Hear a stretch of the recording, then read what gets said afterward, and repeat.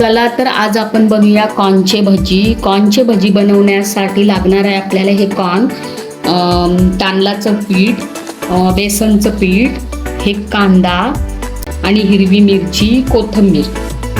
आता आपण ह्या कॉर्नचे दाणे काढून घेऊया आणि ते मिक्सरमध्ये क्रश करून घेऊया. 1 वाटी बेसन ऍड करते. 2 चमचे मी तांदळाचं पीठ घेते. हिरवी मिरची, कोथिंबीर बारीक चिरलेली, एक असा मोठा असा कांदा घेतलाय बारीक चिरून, लाल मसाला, हळद, जिरा आणि ओवा घेतलेला आहे थोडा, अंदाजे मीठ.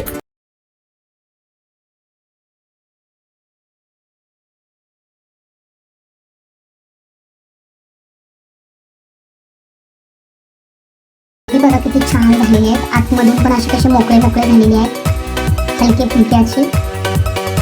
तुम्ही एकदा जरूर ट्राय करून बघा आणि मला सांगा कसे झालेत ते.